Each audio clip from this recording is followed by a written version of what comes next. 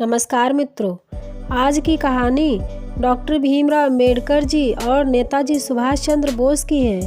भारतीय स्वतंत्रता संग्राम के बारे में भीमराव अंबेडकर जी और सुभाष चंद्र बोस के क्या विचार थे और दोनों एक दूसरे के बारे में क्या सोचते थे। भारतीय फौज को ब्रिटिश सत्ता के विरुद्ध संघर्ष के लिए संगठित काम कर रहे थे, जो यूरोप में जीवन और मरण की लड़ाई में उलझी थी।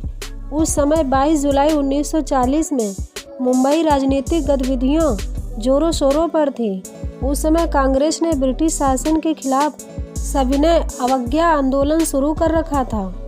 तभी इसी दिन भारत के भविष्य के बारे में अलग अलग दृष्टिकोण रखने वाले दो व्यक्ति पहली बार मिले। एक थे बाबा साहब डॉक्टर भीमराव अंबेडकर, जो अनुसूचित जाति महासंघ के नेता थे और दलित समाज के हितों का प्रतिनिधित्व करते थे। भीमराव अंबेडकर एक प्रतिभाशाली वकील और अर्थशास्त्री थे, जिन्होंने कोलंबिया विश्वविद्यालय और लंदन स्कूल ऑफ इकोनॉमिक्स से पढ़ाई किया था।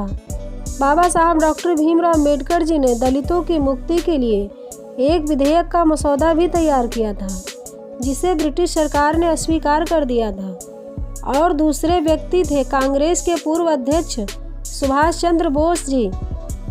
नेताजी सुभाष चंद्र बोस एक करिश्माई और साहसी नेता थे, जिन्हें उनकी राष्ट्रवादी गतिविधियों के लिए कई बार अंग्रेजों ने कई बार कैद किया था।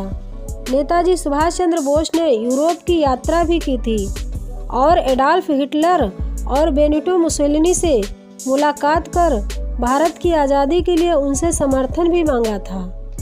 दोनों व्यक्तियों ने दादर में भी भीमराव अंबेडकर जी के आवास पर मिलने की व्यवस्था की थी। वह सबने करीबी सहयोगी के साथ भीमराव अंबेडकर जी के आवास पर पहुंचे और भीमराव अंबेडकर जी ने उनका अच्छे से स्वागत किया और फिर से आपस में बातचीत करने लगे। भीमराव अंबेडकर जी ने सुभाष चंद्र बोस के आने की खुशी जाहिर की। सुभाष चंद्र बोस से कहा, मुझे बहुत खुशी हुई आप मेरे पास आए और मैं आपकी गतिविधियों पर बड़ी दिलचस्पी से नज़र रख रहा हूँ। सुभाष चंद्र बोस ने डॉक्टर भीमराव अंबेडकर जी का धन्यवाद किया और उनसे कहा, मैं भी दलितों के उत्थान में आपके कार्यों से प्रभावित हूँ। तब डॉक्टर भीमराव अंबेडकर जी ने उनसे कहा, आपके विचारों से आपको बहुत बहुत धन्यवाद, लेकिन मुझे डर है कि मेरे प्रयासों का कोई खास नतीजा नहीं निकला। अंग्रेज भारत पर अपना शासन कायम रखने, हमें हमारे अधिकारों से वंचित करने में अड़े हुए हैं। तब सुभाष चंद्र बोस ने इस बात पर कहा, मैं आपसे सहमत हूँ। डॉक्टर भीमराव अंबेडकर जी अंग्रेज अपनी इच्छा से भारत छोड़ने वाले नहीं हैं और वे भारतीय जनता के व्यापक विद्रोह से ही उन्हें बाहर निकालना होगा।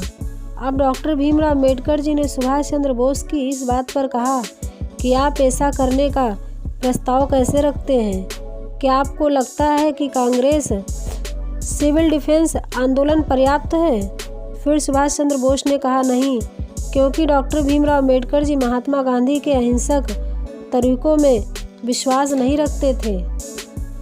वे अंग्रेजों जैसे क्रूर शत्रु के विरुद्ध अप्रभावी और निरर्थक हैं। अब डॉक्टर भीमराव अंबेडकर जी ने इस बात पर कहा, तो फिर आपके पास क्या विकल्प है? नेताजी सुभाष चंद्र बोस ने कहा, मेरा विकल्प अंग्रेजों के खिलाफ सशस्त्र संघर्ष संगठित करना है, भारतीय राष्ट्रीय सेना का गठन करना है, जो यूरोप और एशिया में हमारे सहयोगियों के साथ लड़ेंगे। भीमराव अंबेडकर जी सुभाष चंद्र बोस की इस बात को सुनकर चौंक गए थे और उन्होंने सुभाष चंद्र बोस से पूछा, आपके सहयोगी कौन हैं? सुभाष चंद्र बोस ने कहा, हमारे सहयोगी जर्मनी और जापान हैं। डॉक्टर भीमराव अंबेडकर जी उनकी इस बात से चौंक कर कहा, जर्मनी और जापान, लेकिन वो तो फांसीवादी शासन है, जो अपने ही लोगों पर अत्याचार करते हैं और दूसरे देशों पर युद्ध छेड़ते हैं। सुभाष चंद्र बोस ने कहा, मैं जानता हूँ भीमराव अंबेडकर जी, लेकिन वह ब्रिटेन के दुश्मन और भारत के दोस्त भी हैं। उन्होंने हमें हमारी आज़ादी हासिल करने में मदद करने का वादा किया है। अब डॉक्टर भीमराव अंबेडकर जी मन ही मन सोचा और फिर सुभाष चंद्र बोस से पूछा, और उनकी मदद की कीमत क्या है? वे बदले में हमसे क्या मांगेंगे? सुभाष चंद्र बोस जी ने कहा, कुछ नहीं। डॉक्टर भीमराव अम्बेडकर जी सुभाष चंद्र बोस की इस बात पर कहा कि मुझे दुख है, लेकिन मैं आपके ये प्रस्ताव स्वीकार नहीं कर सकता। मैं जर्मनी और जापान पर भरोसा नहीं कर सकता कि वे हमारे हितैषी हैं। वे केवल अपने हितों और महत्वाकांक्षाओं में रुचि रखते हैं। फिर नेताजी सुभाष चंद्र बोस ने भी भीमराव अम्बेडकर जी से कहा, आप मुझे गलत ना समझें।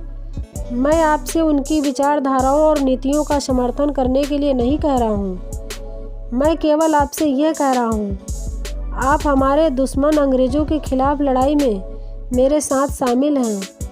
डॉक्टर भीमराव अम्बेडकर जी ने सुभाष चंद्र बोस से कहा, लेकिन हम अंग्रेज़ों के खिलाफ उनके हथियारों और संसाधनों से कैसे लड़ सकते हैं? हम उनकी ताकत और सामर्थ्य से कैसे बराबरी कर सकते हैं? तब सुभाष चंद्र बोस ने विश्वास दिलाते हुए कहा, यदि हमें विश्वास और साहस तो हम ऐसा कर सकते हैं। यदि हमसे इच्छा शक्ति और दृढ़ संकल्प है तो हम अपनी मातृभूमि के लिए जरूर लड़ सकते हैं। फिर बाबा साहब भीमराव अम्बेडकर जी ने सुभाष चंद्र बोस से कहा, मैं आपकी देशभक्ति जुनून की प्रशंसा करता हूँ, लेकिन मैं इस बात से सहमत नहीं हूँ। सुभाष चंद्र बोस जी ने कहा, भीमराव अम्बेडकर जी कृपया अपने निर्णय पर एक बार फिर से विचार करें। उन लाखों दलितों के बारे में सोचें जो जाति उत्पीड़न और ब्रिटिश अत्याचार से पीड़ित थे।